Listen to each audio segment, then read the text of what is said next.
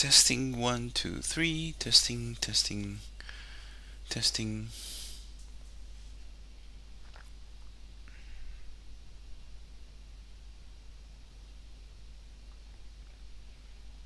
Testing 1, 2, 3. Hey guys, if you guys can hear me, say hi.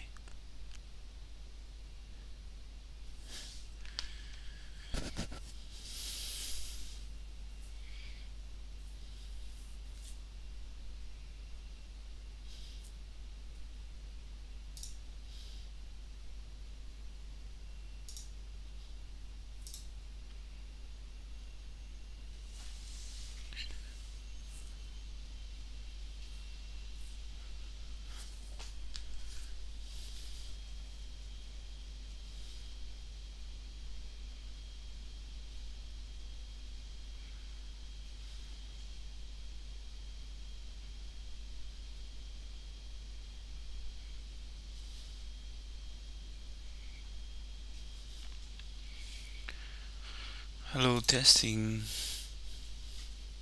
Hi Pravin, how you doing?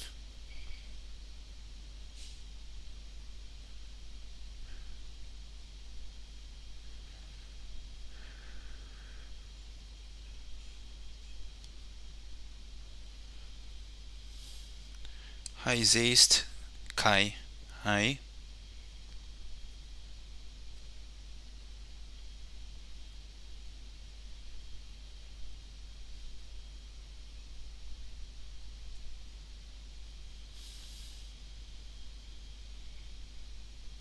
It's been a while. Hi Nalin.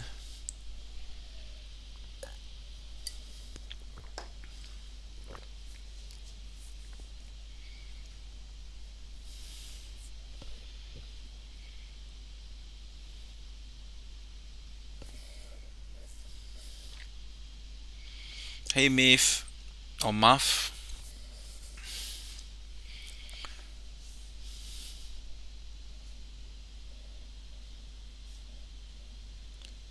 Let's go.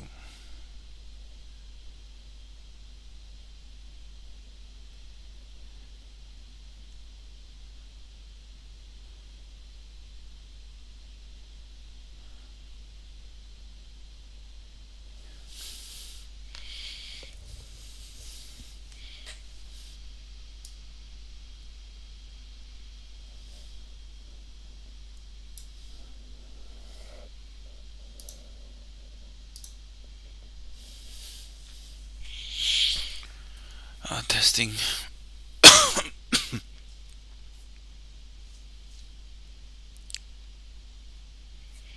Hey, if you guys can hear me, say you can hear me. Yeah.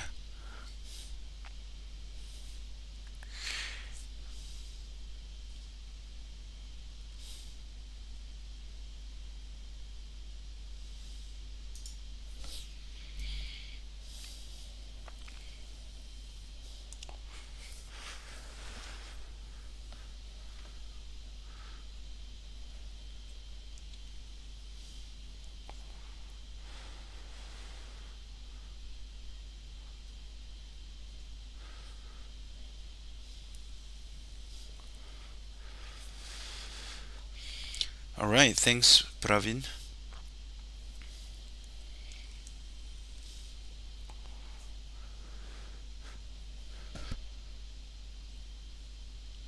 Hi, Roger.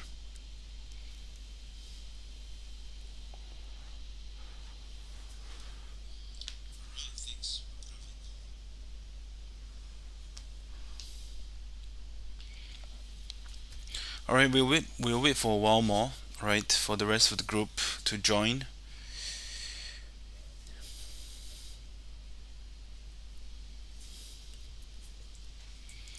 How's everyone doing? Um,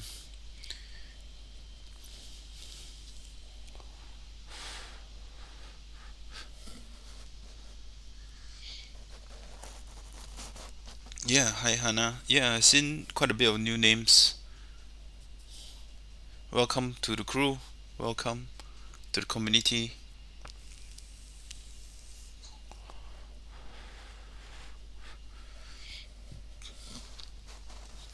I wonder why our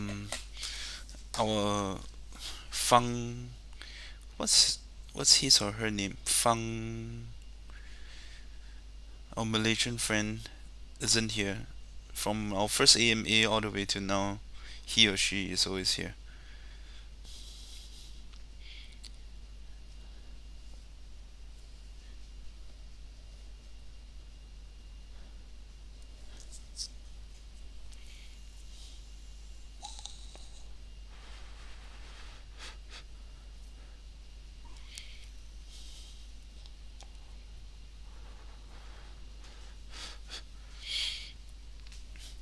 Alright, we'll just wait for a few minutes. Oh yeah, Fang Hiao Yong. Yeah.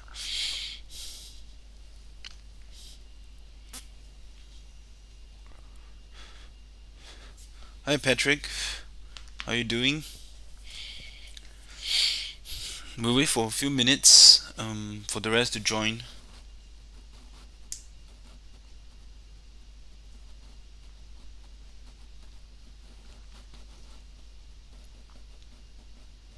I think today we experienced some bugs. Yeah, apologies, Hong Chan. I think we've seen quite a bit of it in our community. And I think our colleagues Leon is also on it as well. Apologies for the experience. Should be like that. Hi Aizuddin. Hello. Hi JP. Welcome.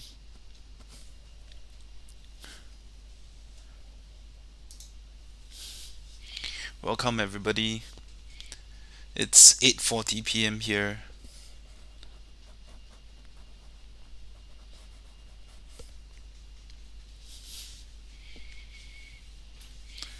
I've got quite a bit to share with everybody. Oh, let me change some settings.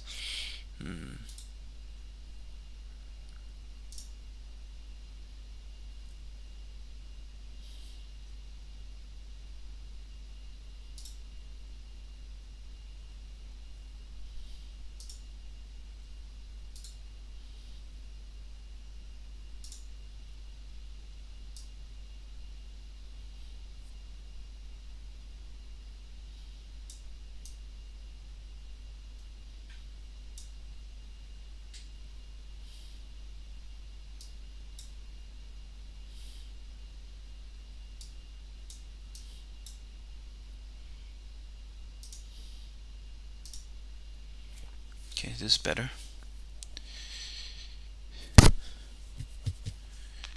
Hi Jaming from Philippines. Welcome.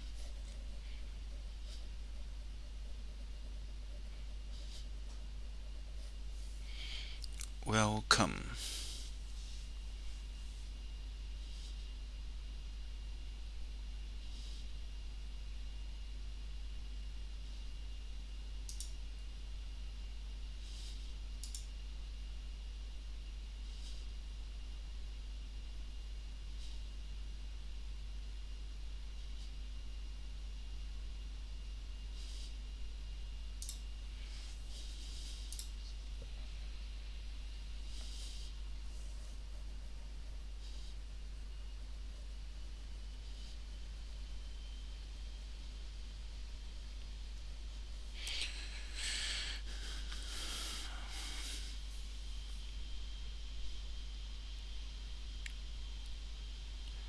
All right. I think we'll just give it 2 more minutes and then we'll kickstart it.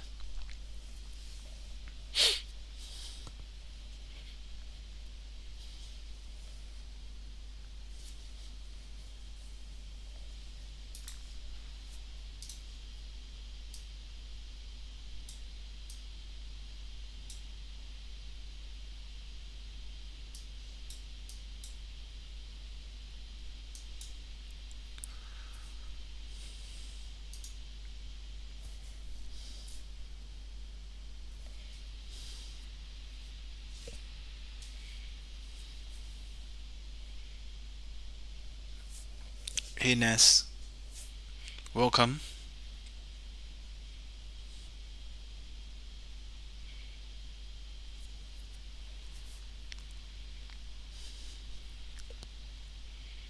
One more minute and we'll start.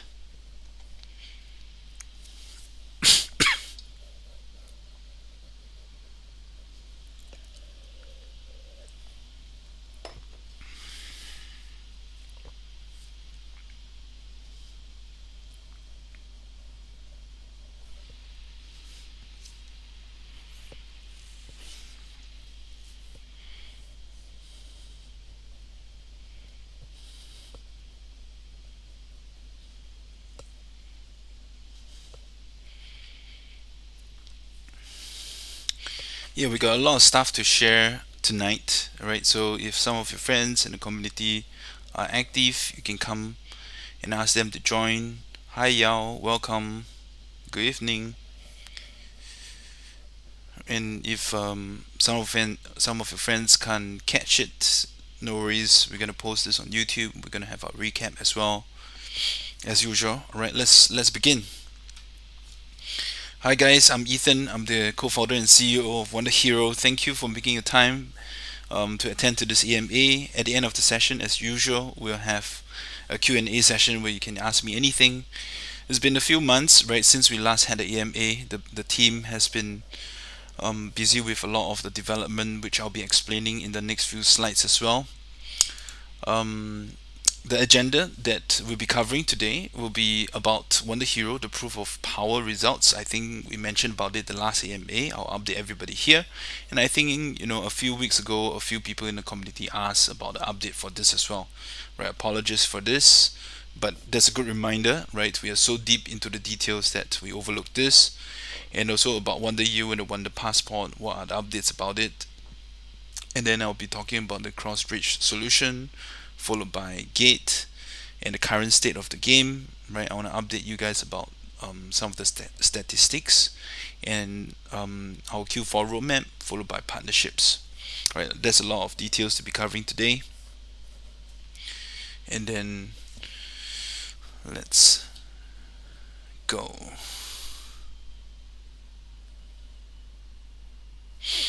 Okay.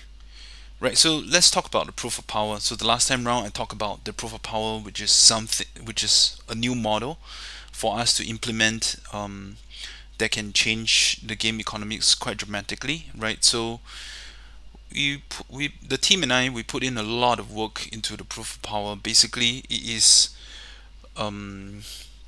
Basically it's surrounding pools, power systems where players, guilds, and stakers will all be drawing the tokens from the same pool. And the main concept is the more you win, the more power you get, and that would mean that you get to draw from the daily earnings better. Um, and using this model, we can get to control the amount of rewards that we issue out every day, right? All from staking and playing.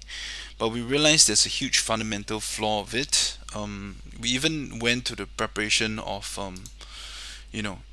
preparing it inside in the game, the interface, how does it look like, how do you claim using your power, etc. But after doing many iterations of this and asking a lot of our partners, we realized that this model is not going to work because all it does is to delay the claim for just 10 days because of the duration of this system, right? So as much as you earn the power, you store your power, the maximum of 10 days later, you would then just claim your power and then you get the tokens and then you can do whatever you want with it, which is selling it or using it to upgrade. So so it was a model that I was not confident in after going through the math and the data, and I decided not to do it already because it could not solve our problem, right? And then we dropped proof of power altogether. It's just making things more complicated, and it's just delaying everything by 10 days. It's not worth the resources and development for it. Excuse me. Yeah, last week there was a blockchain week in Singapore. Haven't been out in the events for such a long hour, so got a little bit under the weather. Apologies for it. Alright, so that's proof of power. Having said that, we did came up with a few even simpler solutions, right? So the next thing I want to talk about is the Wonder U, the Wonder Passport, and what happens with it. So basically, right, while we're doing it, we basically got approached by a lot of game platforms that have far more superior resources and strategy than us to do this, and they really got really good funding and they got really good for us. So instead of us competing against them, we decided, due to the competition, there are so many platforms out there, seriously. And so instead of competing with them, we decided to consolidate our resources and to use these platforms to grow instead. Right, so instead of developing our own WonderHero system, our own Wonder Passport system, we decided to focus our resources on the game, and then we'll be listed on all these platforms, right, to onboard a lot more users. Right, that is a safer way to go. If it's a bull market, I think the situation might be a little bit different, but it's a bear market. I think we have to make our move really carefully, and so I choose to focus on the game. I choose to focus on the game economics to grow the game, right, instead of expanding it through the WonderHero. So we decided not to do it, and then in the partnerships section later on, I'll be sharing on which other platforms we're listing on and how many users they have, right? And you get to see that why we choose to work with them, right, to grow our game a lot more as compared to doing it our own, because that's competition, that's competing against them. We must as well use their resources to grow our game. Yeah, so that's the decision with WonderHero. And then also, next thing is, I'm sure you guys know about the CrossChain Bridge announcements, right? And then obviously today, right, the BNB bridge that actually got hacked of 100 million, if I'm not wrong, right, or 600 million. I mean, there are two different reports going around. So it is another situation where it's a breach situation again, right? Most of the hacks are surrounding the bridges, and then so again, from our point of view, instead of choosing to allocate more resources on the security side of it, we choose to find a partner that is very strong in it, which is CrossChain Bridge. We have a few partners that have been using them for years, right? And they have a very good track record. So we decided to use a third party that this is their main thing. This is their main bread and butter. And we choose to partner with them, to use them, and to use this cross-chain bridge for all of our bridging solution moving forward. And then we will close down our own bridging solution so that we can focus on the game development and the game economics. And having said that,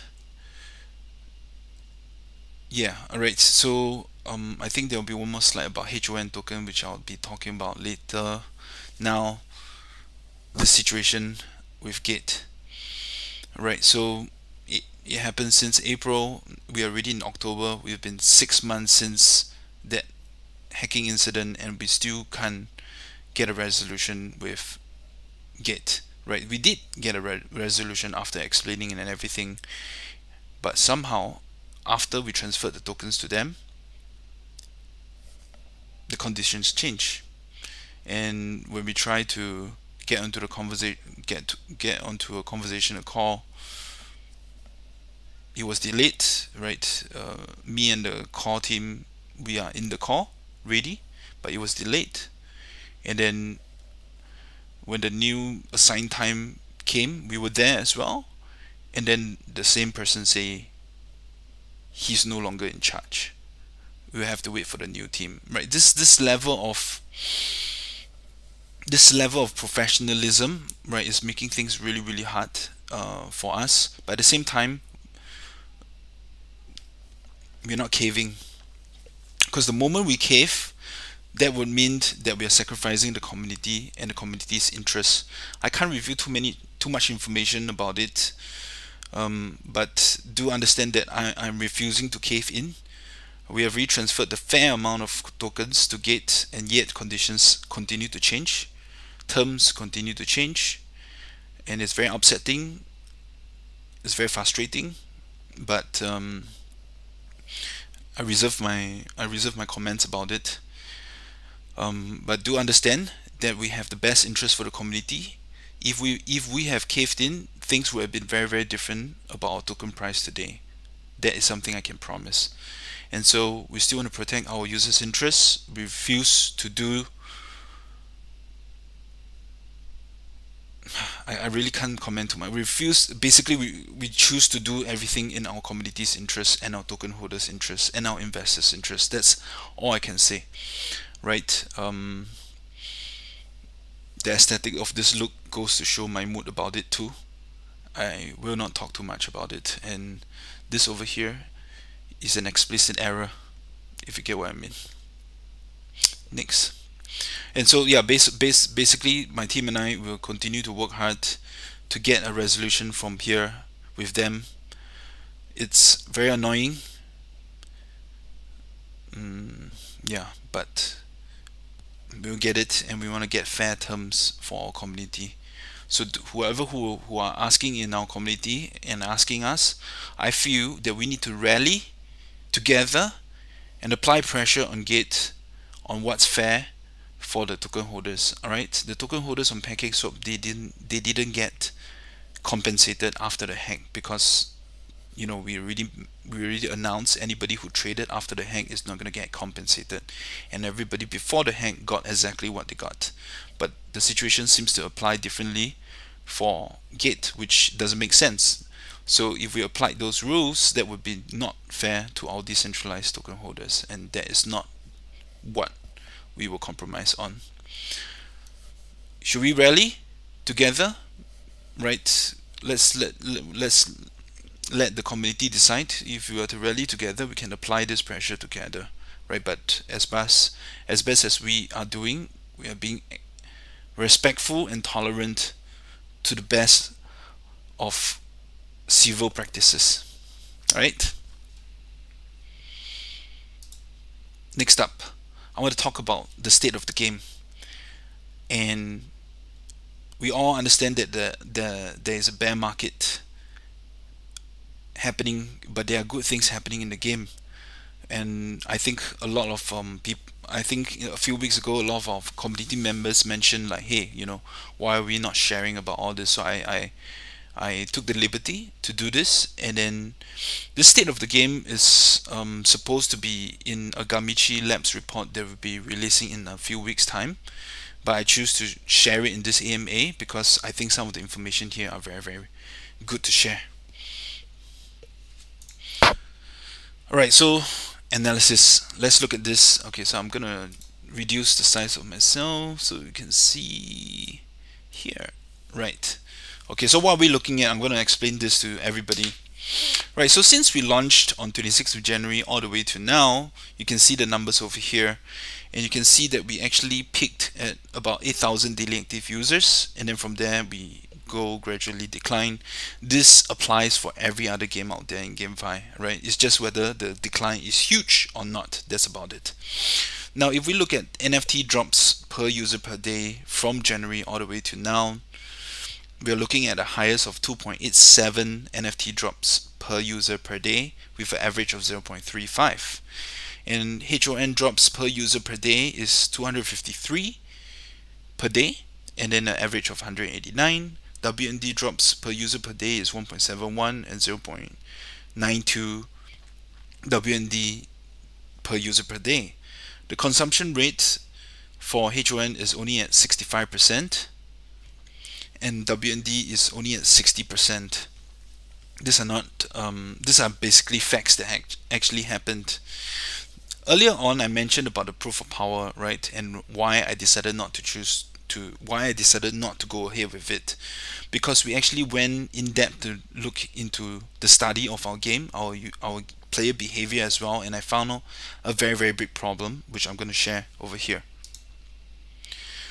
The breakdown of this problem is this, right? So I'm going to share, right? The breakdown is of our gamers is 76% public players and 24% scholars, right? So basically they are guild members. And the commission setup for guilds is 40% for guild master, 32% for scholar, and 28% to put inside the game for upgrading purposes, right? So this is very clear. The troubling thing that we found out, right, was that only 28% of the players spent at least this amount of tokens, HON tokens, to upgrade their NFT items.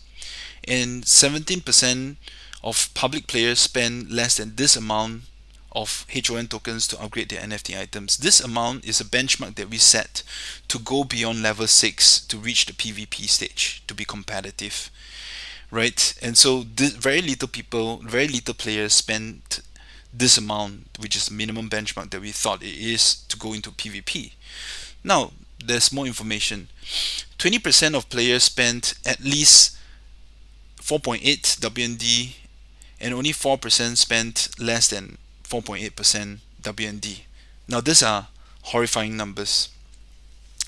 That goes to show. So let's recap a little bit. On the white paper and ordinarily in the game, we all understand that the more you upgrade, the higher level you go, the better chance you get to earn tokens, and you get to have better NFT drops, etc. And then also you get better earnings in PvP too, right? That's already explicitly stated on our white paper. However, from the statistics, more than 50% of users didn't spend any single token to upgrade the NFTs. Now, this is bizarre because in any other game out there in the world, it is normal for players to upgrade their items to compete and play in the game. If not, then the dropout rate will be very, very high, right? But that's not the case because our retention rate, day 30 retention rate for the game is at 25% or 26%. That's a very, very high retention rate. That meant that the game is good, the game is great, and it's fun to play. And yet, we persistently have this statistics. And that was when me and the team discussed internally, right, how should we handle this? Because with 8,000 daily active users with this kind of statistics, even if we grow to 16,000 or 30,000 or 20,000 players, the game ecosystem didn't grow actually. We just have more players earning today and dumping today. And that's not healthy, right? That's not healthy for any game. And so, because of this horrifying information that we found out, right, we made adjustments. Right, the adjustments is we changed the PVE drop rate. We dropped the percentage of the PVE drop rate for NFTs as well as tokens, and we shift that difference into PvP. When we change this meant that the entire landscape in WonderHero is going to become competitive RPG play. Right? And when we made these adjustments, we realized that hey, we're just flying in blind, hoping that this is the correct move, because what I understand from a lot of GameFi founders and a lot of investors, nobody have an answer, but still we need to make a move, and this is the move that we made.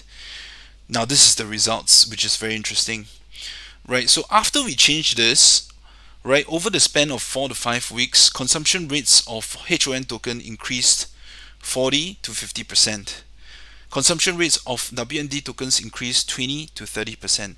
Now, I just want to remind everybody, look at these numbers. After we made the change somewhere around here, the numbers continue to drop, and yet our consumption rate is increasing at this. What does this mean? Right? So our present daily active users is about 2,000 or so. Right? So basically 6,000 players left the game. And because they are not excited about this competitive RPG play. And that's exactly the thing that made the difference over here.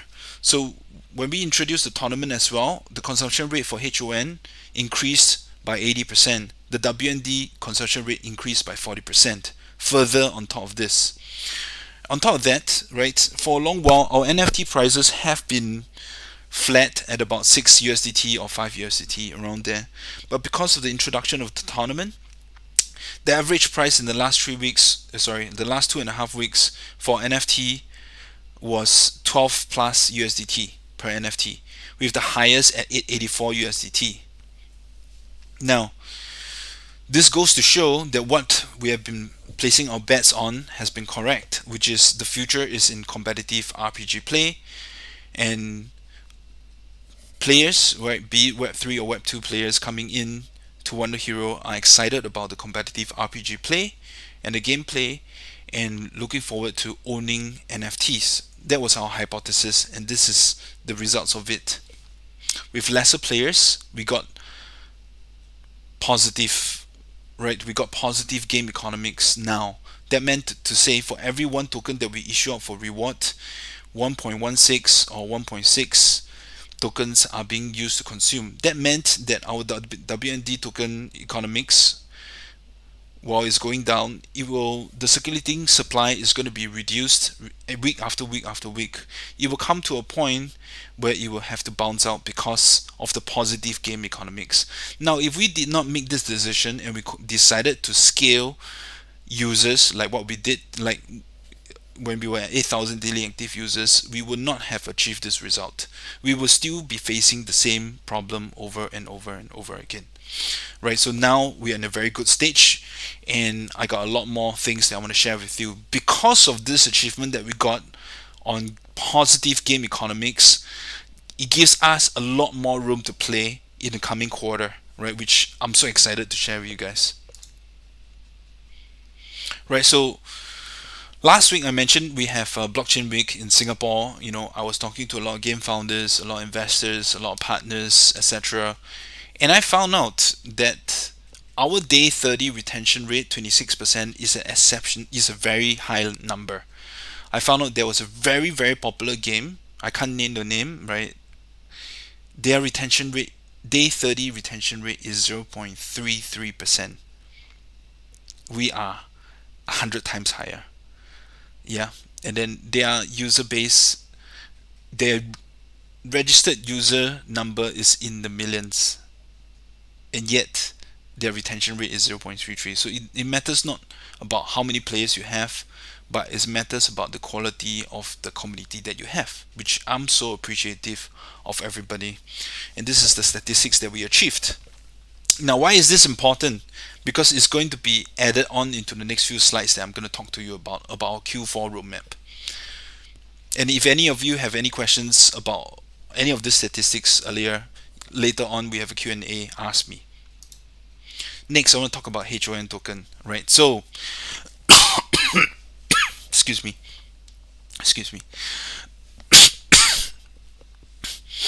So, earlier I talked about the CrossChain Bridge, right? And it's applicable for WND.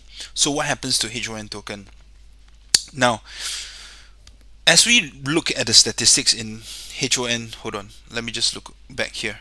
As we look at the statistics in HON and WND, we can see now that HON is super positive in terms of game economics because it is the main thing that is being used for item upgrading. But at the same time, you look at the DEXs, the liquidity is horrible, the trading activity isn't much, etc.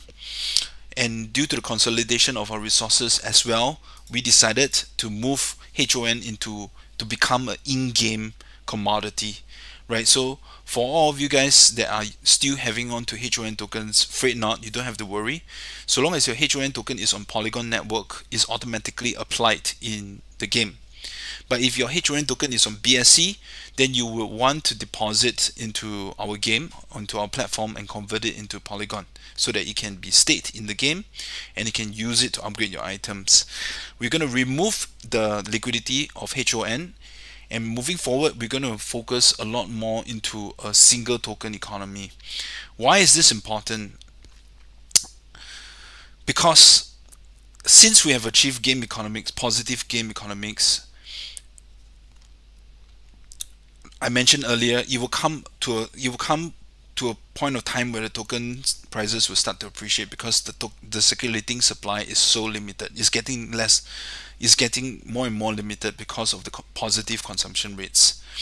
Now, if we apply this with WND as well, right, and focusing a lot more focus onto WND for it to be an appreciative asset, then the meaning here of GameFi is going to make sense.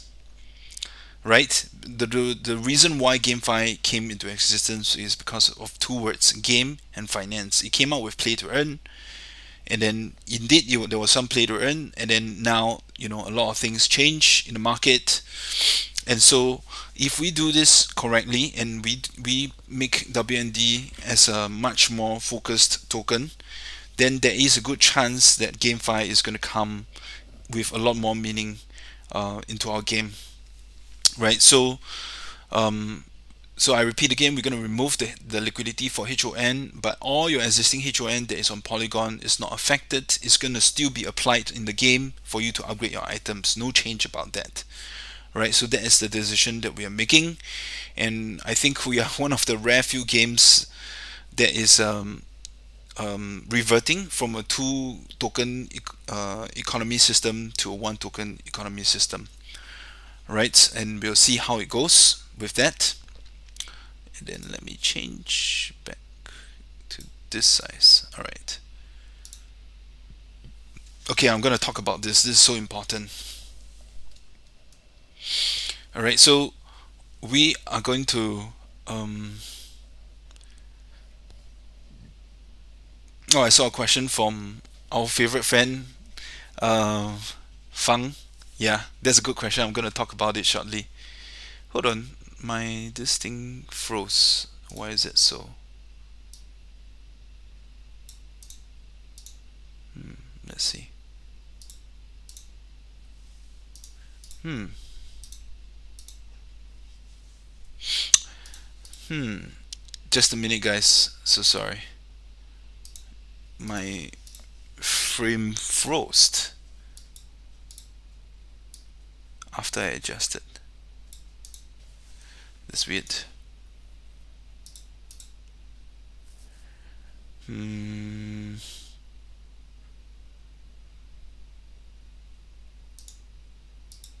Hmm.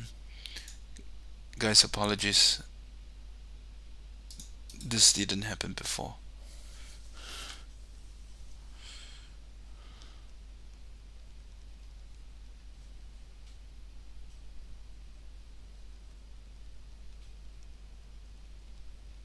Hmm.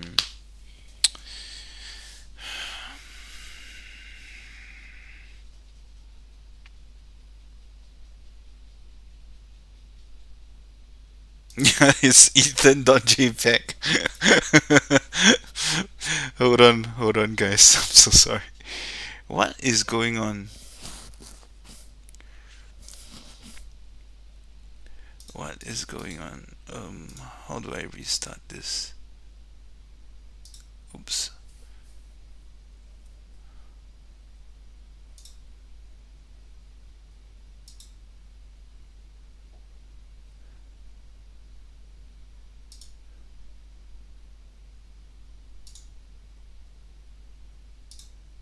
Um,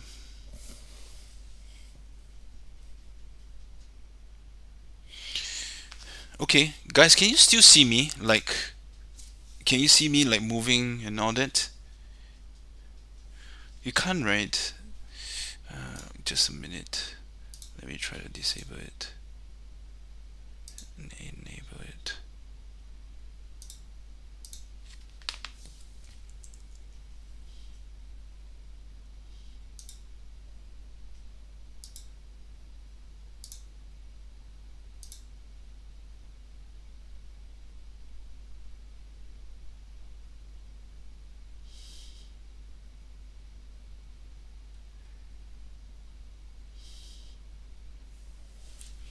Hmm.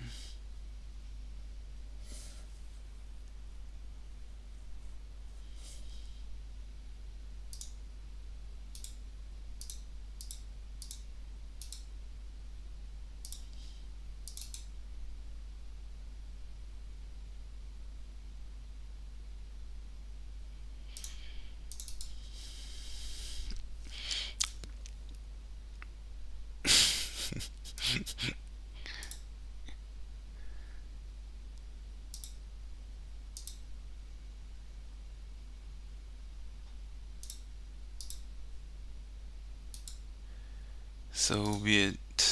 Just a minute, guys.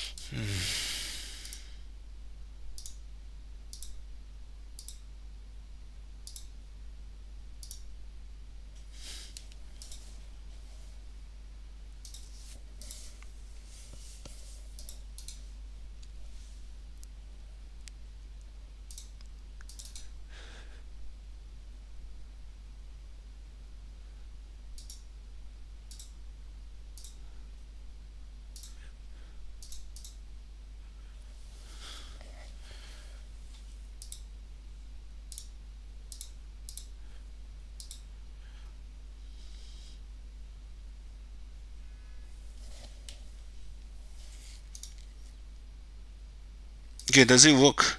It works, right? Okay, let's see. That can you guys see me?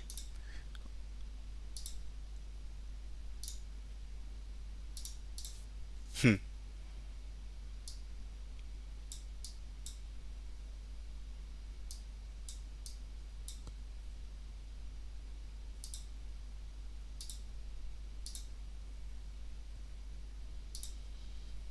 Okay, now it's working. I have to respawn this thing, guys. Hmm.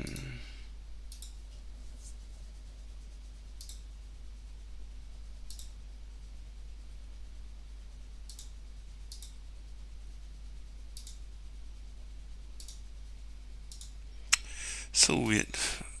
Um,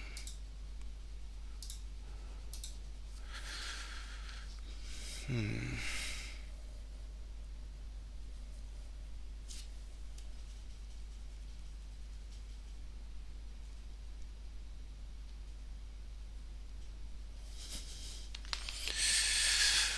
Well,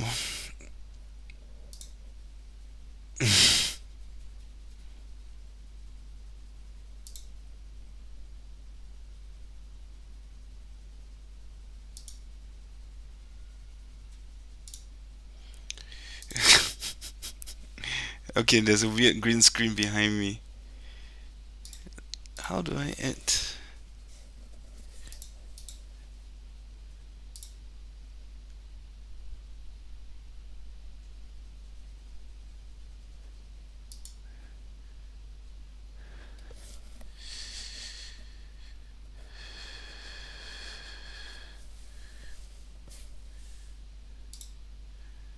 Okay, so settings, filters,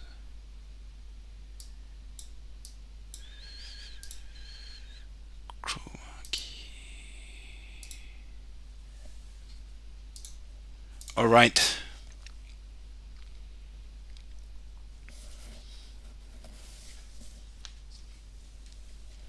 Okay, guys, we're back.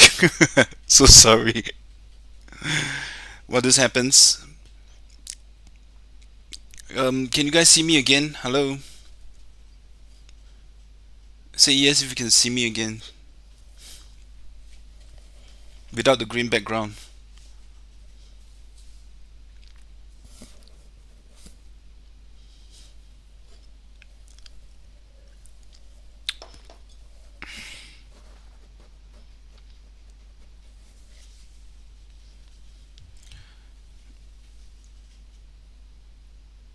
All right, cool. Thanks, guys.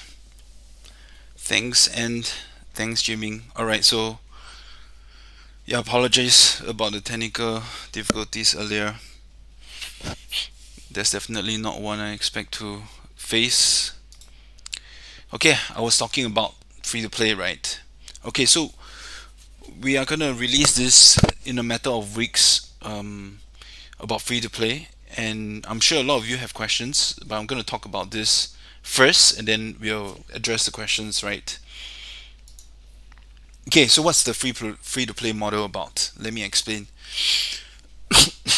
I mentioned we achieved positive game economics. I mentioned that the community tournament was very positive for us as well. And so this free to play model, it works like this, right? So an ordinary Web2 player, they'll be able to come into the game and they'll be able to register for a game account using just the email address without MetaMask, just the email address. Once they got the account, they'll be assigned four heroes and all the equipment, NFTs, etc., for them to play the game. Now, what's the difference here is that these NFTs are shadow NFTs, meaning to say these NFTs cannot be sold on the marketplace. It's just dummy NFTs for them to be able to play the game. That's it.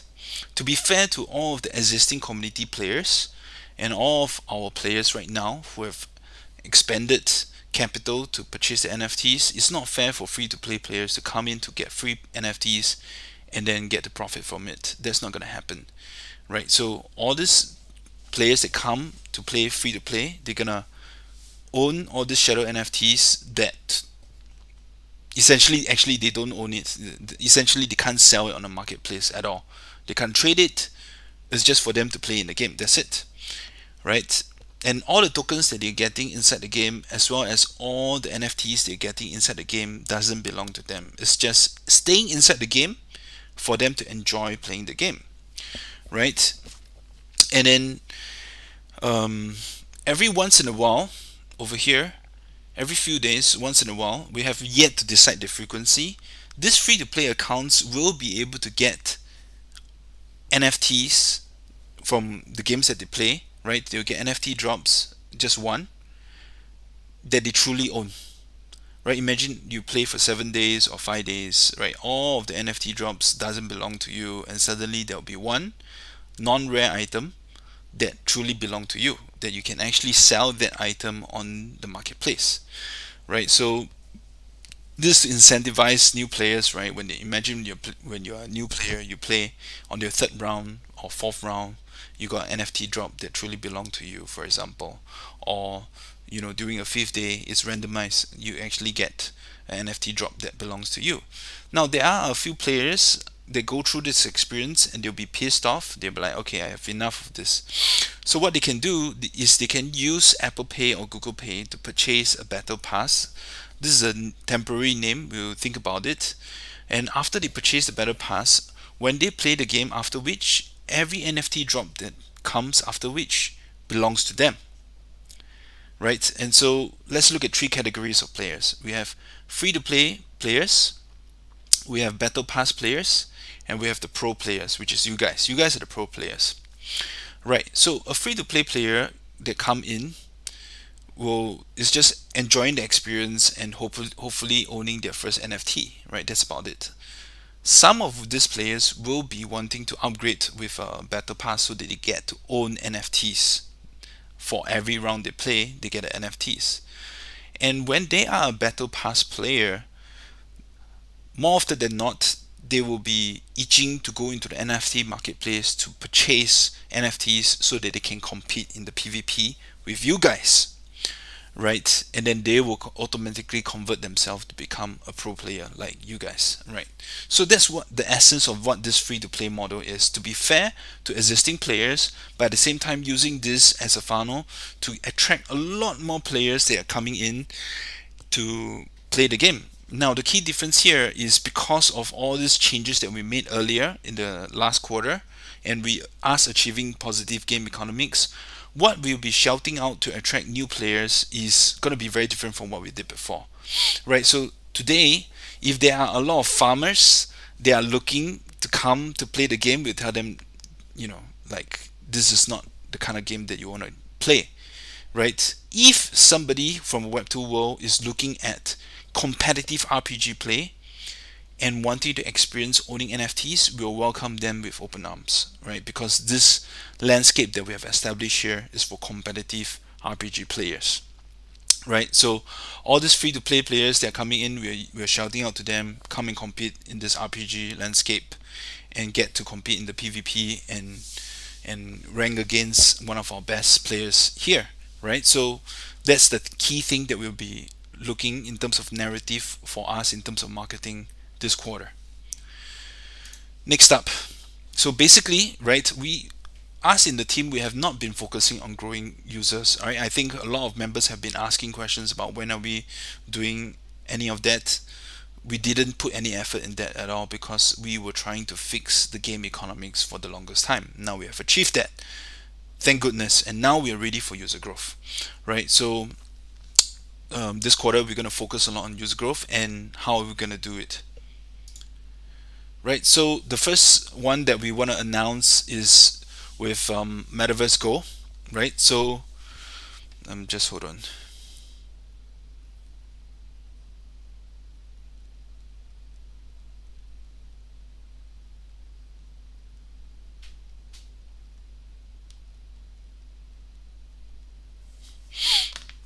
Yeah.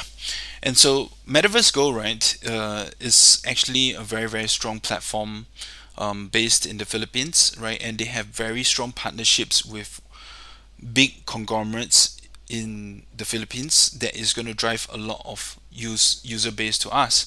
And I'm proud to announce that WonderHero is one of the 10 whitelisted games that Metaverse Go is going to focus on to push their users on onboarding here, right? And their users are mostly a lot from the Web2 world. And we are so excited about this partnership, and we're so excited to be one of the 10 whitelisted games to be working with Metaverse Go, right? That's very, very exciting, right? That's also one of the channels. I repeat again, we got positive game economics, right? We are attractive, competitive RPG players that wants to own NFTs, and we are also doing community tournaments. We are also doing free to play to attract a lot of players through partnerships like this, right? To come into our community, to inject value into our community, right? You guys follow so far?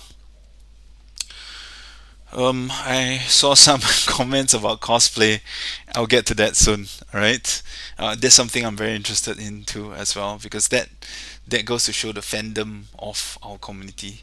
Right, the next partnership I want to announce is about Meta1.gg. Right, so Meta1, it's a platform for players and for guilds, and today they actually have 80,000 players, and they are on a huge growth as well. We have already got onto agreement with Meta1, and they're going to drive a lot of users to WonderHero as well, right? And we're going to do a lot more campaigns and activities through our free-to-play model, right, to attract a lot of players. They have huge base in Southeast Asia, especially one market that we are not specialized in, which is Cambodia, right? And so they have a rich user base over there, and that's something very, very interesting to add a lot more diversity into our community and competition into our community as well.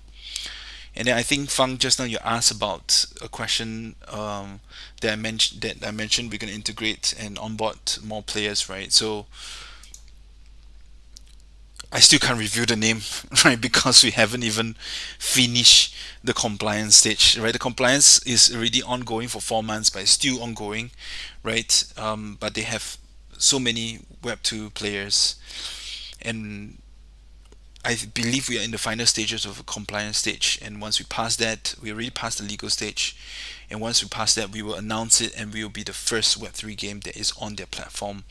And the and they will be coming out with some sponsorship in order to onboard a lot of their players onto our game, right?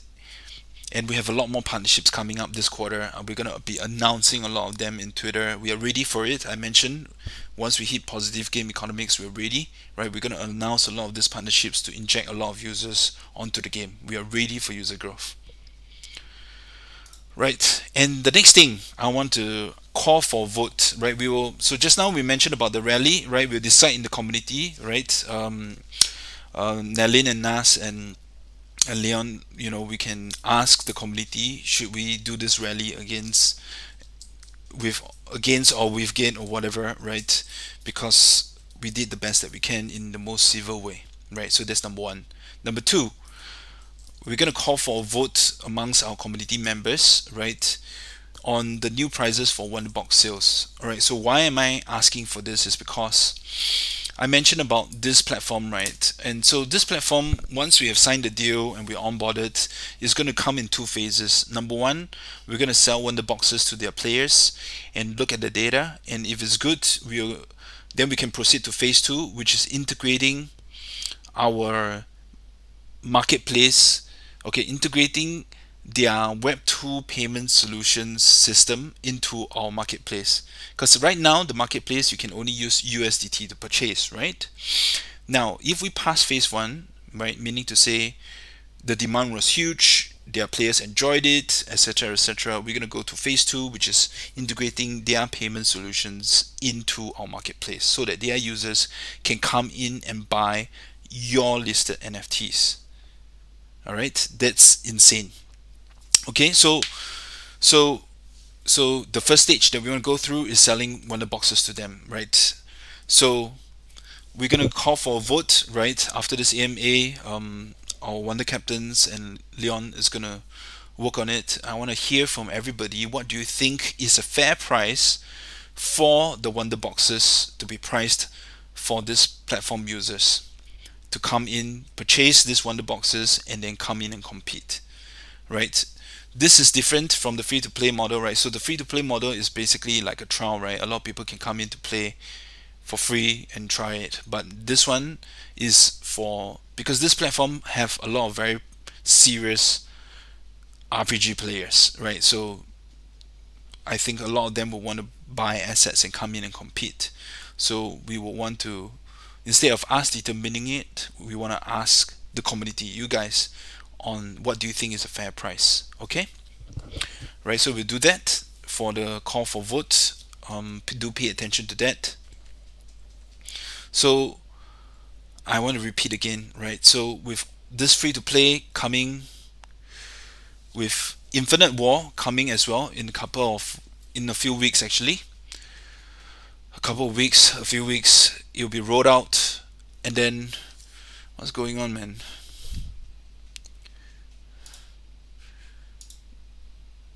Never mind. All right, and then we have all these partnerships coming in, right, to inject a lot more users and a lot more users into the game. We're gonna implement a lot more in-game quests as well. It's gonna be fun. Do pay attention to that.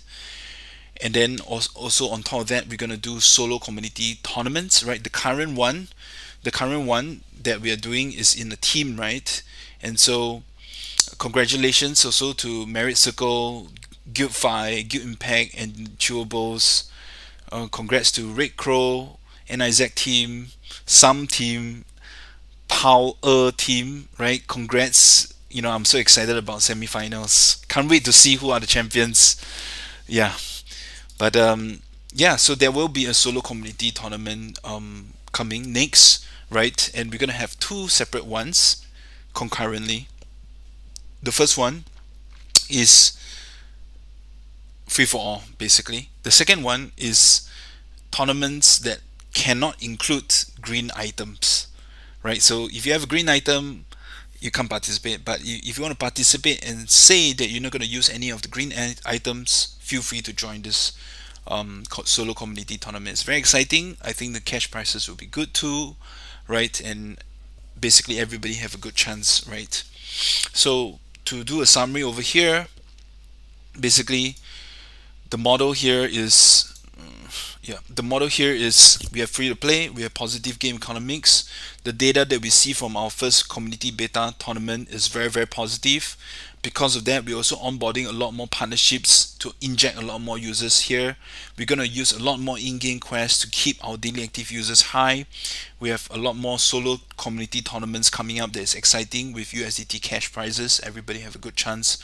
With these plans in Q4, right, we are going to push forward with user growth. We're going to look from data's point of view, and then from there we will see how we can lead this race again, right? And it's very hard for anyone to be able to see what's coming in Q1 next year because the data has not been favorable and everybody's looking around like, hey, you know, what is the next game trend, what is the game model, and this is us defining it. And at the end of this quarter we will share the results, the positive results, hopefully. It's a hypothesis still, it's experiments still, but at least we are daring to move forward with all these attempts, and we have been getting very good, very validation so far. And if we have proved it, we are also able to help a lot of other games as well with this model. All right, so that's the end of our Q4 roadmap. I'll open it up to questions from anybody, and then I'll refer to our Wonder Captains who have captured some of these questions.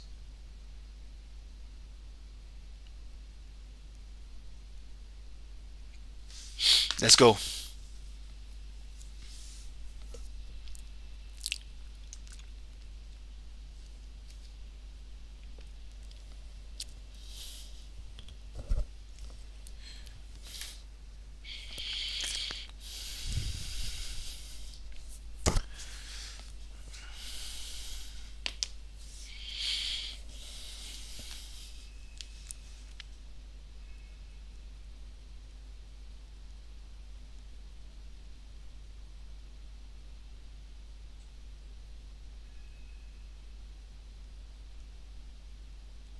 All right, so like in Discord, we have the Ask the CEO channel, right? So I think the first one that is mentioned over here: dungeon mode, limited events in Infinity War, skin arts, NFT in big markets like Binance or OpenSea.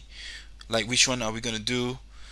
I think we're gonna do after we roll out Infinite Wars. We're gonna look from data, but I think we definitely will want to include in-game quests for Infinite Wars.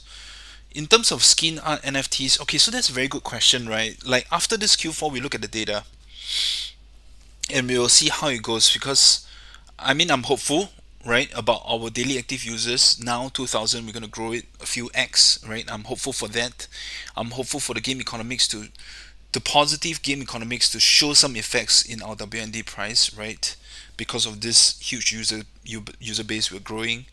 And so what I'm interested to explore in Q1 next year, again depending on the data this quarter we receive, is exploring about the what's that called, the the founders badge, the founders community badge as a NFT profile picture, right, with a few utilities inside the game and on the platform. That's something that we want to explore next quarter, but we will ask for voting and we will ask for suggestions in the community as well somewhere in this quarter, right? So that's the next thing we're looking at. Next question: is it possible to list both WND and HON in SEX?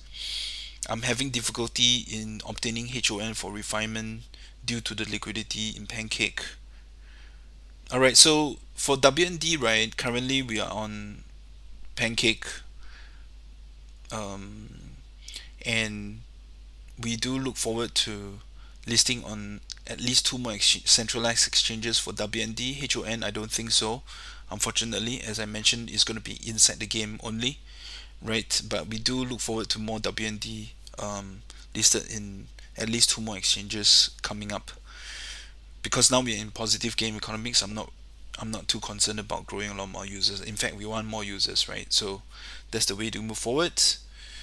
Um, all right. Another question is, what about utilities for extra wisdom potions in game? Can we swap on something? Yeah, I realized that a lot of our users have a lot of wisdom potions, right? And you will want to have a function where you can exchange the wisdom potion to something else. And I think Leon also mentioned in one of our team meetings a couple of weeks ago about something like that too.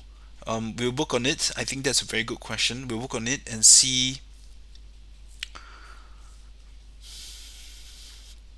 what kind of utility we can add into. Again, as you understand from the team, we are not the sort that add a utility for the sake of adding. Like, it doesn't serve any purpose. It has to have a whole ecosystem around it where parties supply and demand comes into it. So we think about it, but good question about that. Okay, so marketplace optimization suggestions, quick stats view on main page without needing to click in.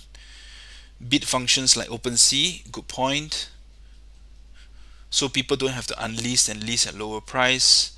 Alternatively, auction function, set time limit and highest bidder gets it at end of time. I think with the upcoming demand that is coming from the Web2 players that are joining this game in this quarter, I think this marketplace optimization suggestions are really good. I think it's time that we actually put something into play for this as well. Thanks for the suggestion. We will look into it. One question is, maybe Battle Pass should be bought via WND token rather than Apple or Google Pay, so it contributes to game economics. WND can be purchased via Apple Pay. Oh no, no. So okay, so this can't be done because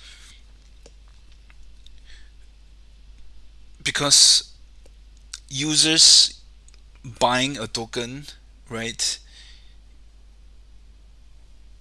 is exposing themselves to risk, right? Because the token price is always fluctuating up or down, right? Without disclaimers, because there has to be disclaimers, there has to be explicit um, terms and and information displayed so that they know what they're getting into. So we can't let them use Apple Pay to buy WND token. They can't.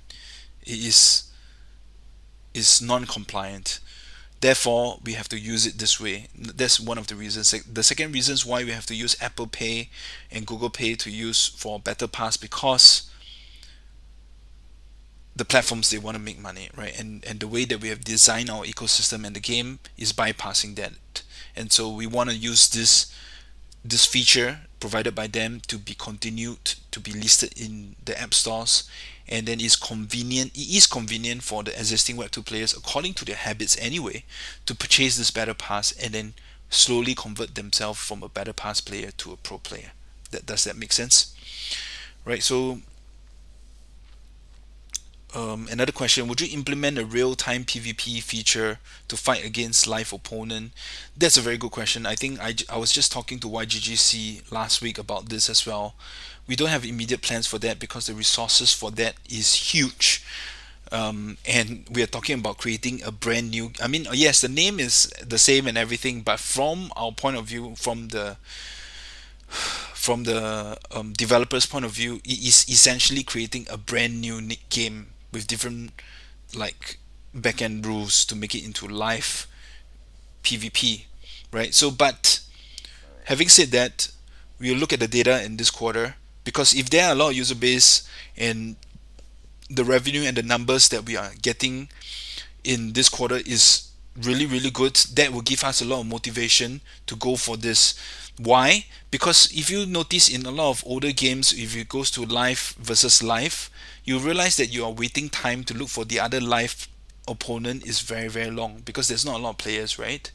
So that is also part of a user experience, because today if you play PvP, it's instant, right? It's instant because it's not manual, right? But if you go into manual and there is not enough players, you're waiting, and that's not a good user experience, right? And so, but depending on the results we get from this quarter four, from our game economics, and as well as the revenue that we'll be earning from Apple Pay as well, we'll see, and this could motivate us to develop this as well. But I don't have a full answer for you. We will look at the results this quarter. Alright, so Bunchin asked a very good question. For the in-app purchase, where will this sales proceedings go? Right, so this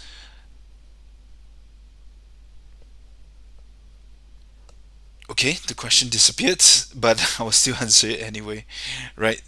So yeah, part of it is going to go into a buying back of a WND token for sure, putting in liquidity in WND for sure, right? And also the marketplace, the 5% fees is going into WND as well, right? So because I mentioned about a single token economy, so we're going to focus a lot more on that.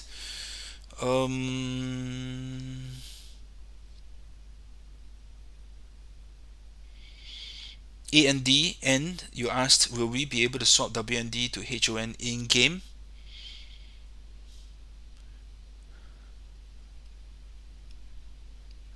I'm not so sure about it. We don't have a plan for it as of now. And then we have five questions. Right, so possible to rework the hero level minimum 6-month play time for 4 heroes playing at the higher stage.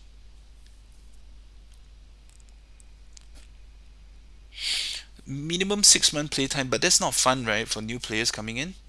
So we don't have a plan for that yet. But if you can do explain like the rationale behind it. Add more chapters for the heroes, such as chapter 0. Yeah, so this chapter thing, right, is also something we're thinking about, right? At this moment, we have already released all the chapters that we have, but we can develop it further. But again, we'll look at the results of this quarter to see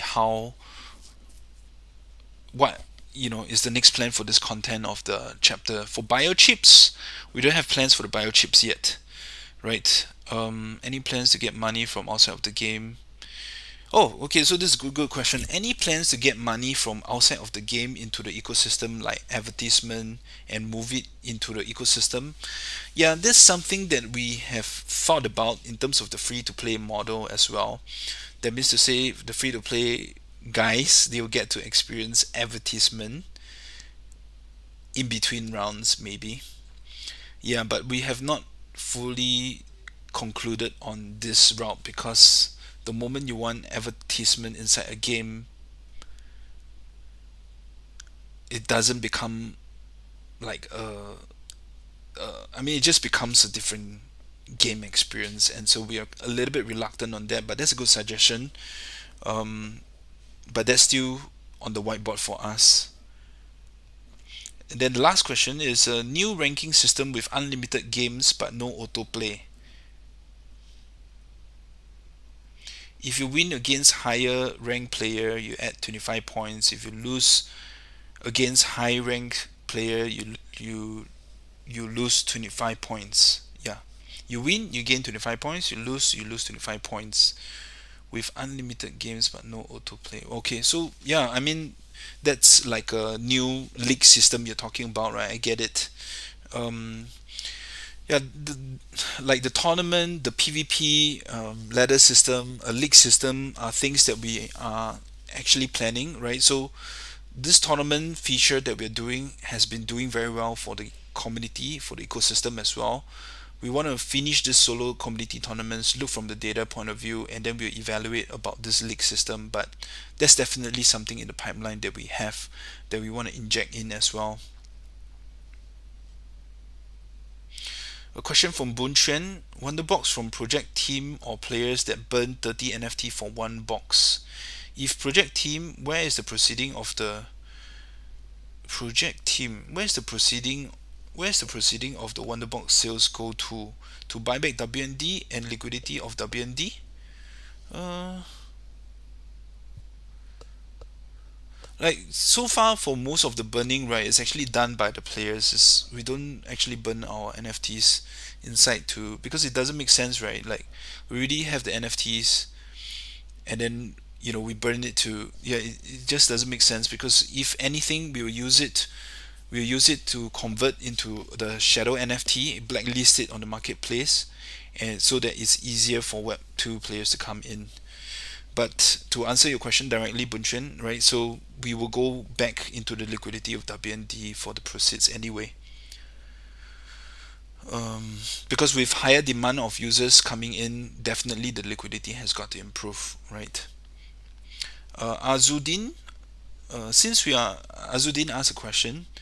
Since we are changing to single token WND, do you think buying and selling change to WND be better than USDT? I think you're referring to the I think you're referring to the marketplace. Um, yeah, that's a possibility as well, but unfortunately, due to the fundamentals of the marketplace that we have designed from the start, it is very difficult for us to switch it to WND. However, again, right, again, due to, we'll just look at the Q4 results this quarter as well, and again, if it's very positive, I think we will want to put resources into restructuring the fundamentals of our marketplace to add in the WND token. Since if the results are good, we're going to go into phase two with the Web2 partner as well, right, to integrate their solution onto our marketplace. So Mars as well will also do that for WND too, which is also exciting. And then Hutch, hey Hutch, good to see you again. Welcome back. So can the team implement the manual gameplay as used in the tournament in the weekly arena? And thanks and more power. Yeah, so the manual gameplay so far can only apply in the friend spa mode, unfortunately.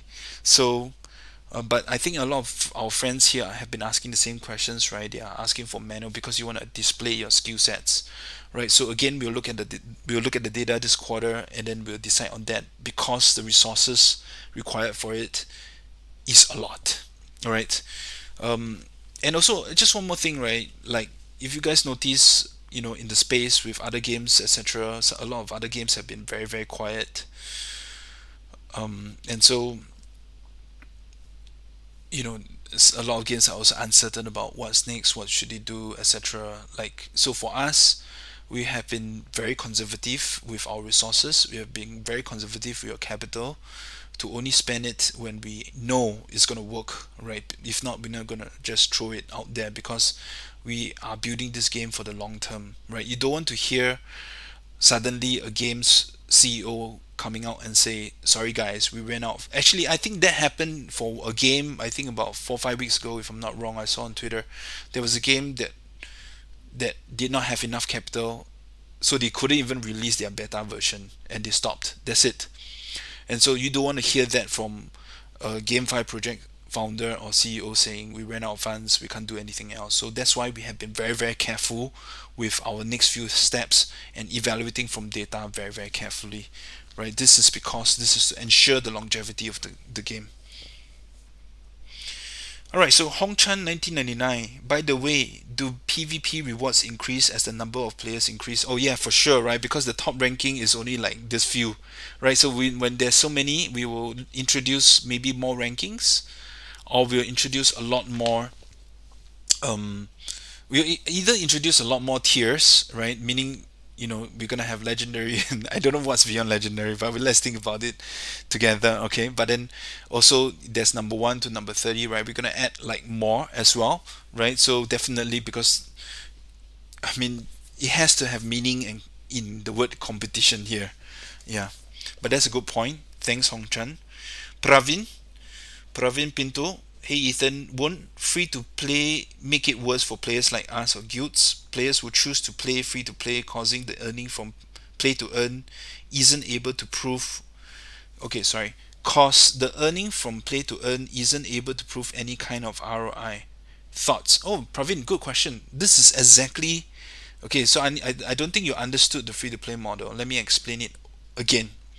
When you play the free to play model, all the in-game NFTs token drops are only inside the game. They cannot withdraw it. It's basically for them to experience the entire game.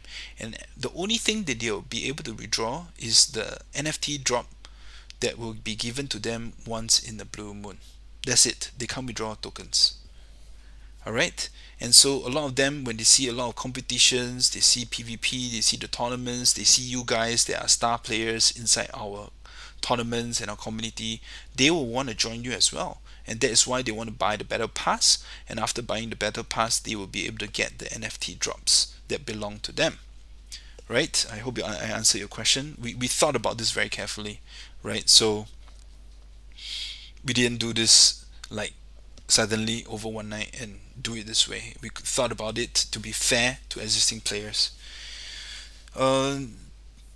TSEZZ asked a question. Not sure if I missed it, but how do we obtain HON to buy refinement chips if liquidity in Pancake is removed? Good point. So once the Apple Pay and Google Pay is integrated in as well, right? So moving forward, you'll be able to use Apple Pay or Google Pay to be able to buy HON tokens, and then you'll be able to use it to buy the refinement chips. But moving forward, I mean, don't go too heavy on it too, because we are looking at balancing the HON, like, because I mentioned we want to focus on a single token economy, right? We want the meaning of GameFi to come back again, right? So which is why the utility of some of the HON token will be partially moved to WND as well, to create more demand for WND, so that, as I mentioned earlier, the when circulating supply of WND keeps getting less and lesser due to a positive game economics, it will come to a point where it will go up and appreciate. That's exactly what we're working towards, because when that happens, we're going to attract and motivate a lot more Web2 players coming in to compete, to play in a competitive RPG play, and to own NFTs. All right, so that's the question. Okay, so I want to answer one of the interesting questions earlier about cosplay, right? So when are we going to have cosplay again, right? So the last time around, the cosplay was being conducted by our one of our friendly guilds, MetaPack in Malaysia, right? But if you guys see like any Metaverse expos or anything, do forward it across to us. We would love to have another Wonder Hero cosplay. Actually, we ought to do more of this cosplays, right? It's fun while we are playing the game. Um, yeah, while we are playing the game, having some cosplay stars as well to be here is great. TSEZ, you asked, that would mean sacrificing 30% cut for Apple and Google tax, right? You're right. You're right. But that's the unfortunate truth. For us to be able to be in Apple, to be listed there, so that a lot more Web2 players come in, this is the thing that we have to do. Yeah. Okay. All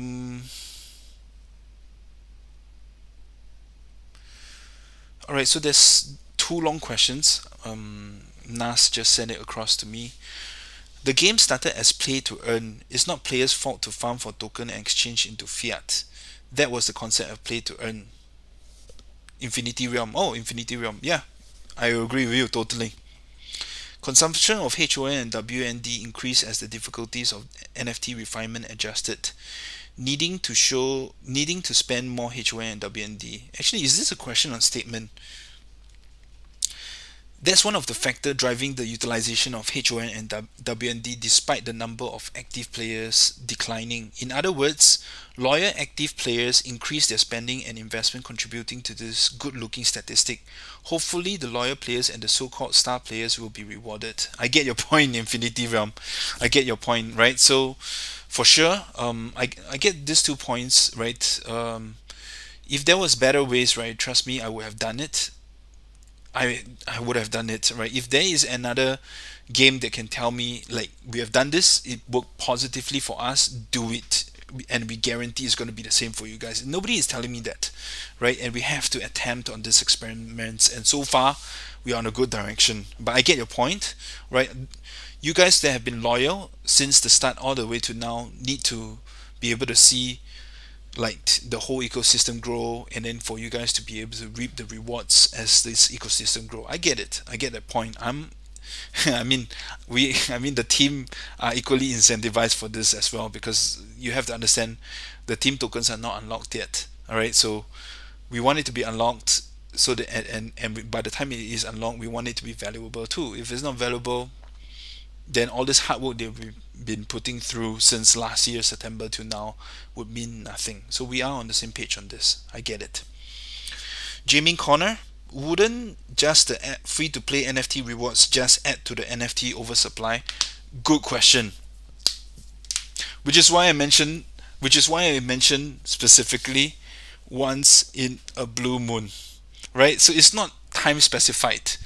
The equation here in the formula is not like if you play for 7 days you'll be able to be guaranteed getting one NFT dropped, right? So we don't specify it this way, right? So from the data's point of view, our concern is definitely oversupply in NFTs, which is why we control this ratio of this NFT drop for the free to play players. And so we are especially very careful about this, because for sure there will be maybe some people that want to game the system by creating duplicated accounts and just by farming this free NFT drops and then selling it. We are aware about this, which is why from the data's point of view, we will be very, very careful about it and we'll control it. Alright, so I hope I answer your question, Jimmy. Alright, so I think I've been taking a lot of your time, guys.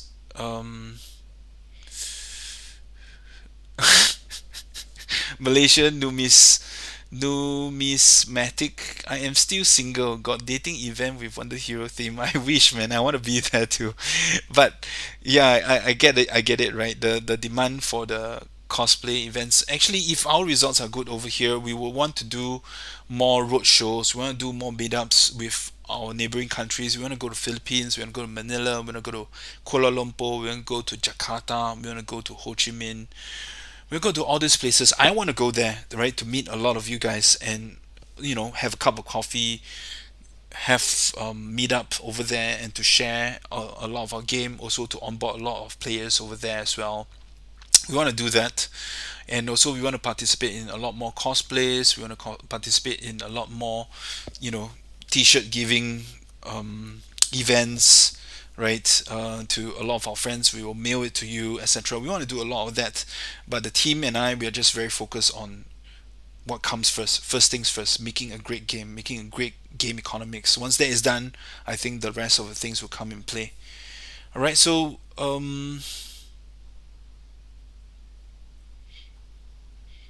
thanks, guys. I love cosplay too.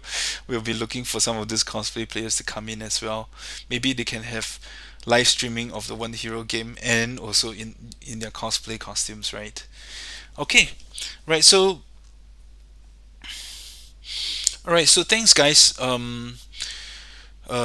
Thanks for all the feedbacks that you've given us. You know, your feedbacks are the strength to us, and thanks to Infinity Realm, to all of our friends, Fang, Hong Chan, you know, everybody actually really for staying around to play this game and being loyal in the game. Your loyalty means a lot to us, and that is the strength to give us to continue to work hard, to think, to crack our minds on thinking what's the next best thing to continue to grow this game. We are on a very good direction.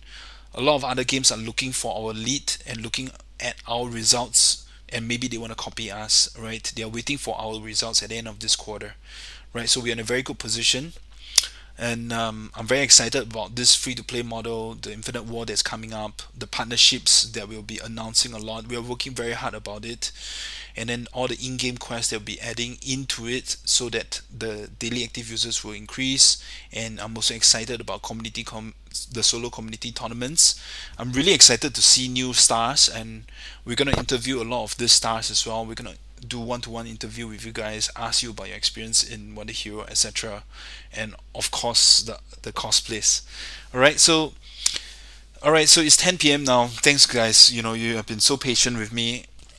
And then if any of your friends miss this, we will post a recap, and then I'll catch you guys soon again at the end of this quarter. Hopefully, with all the results that we have been testing in all of um, this few ones, and then thank you very much. All right, and I'll hope to see you soon.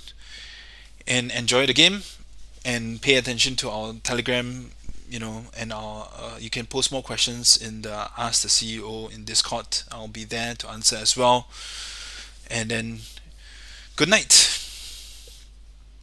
Bye bye.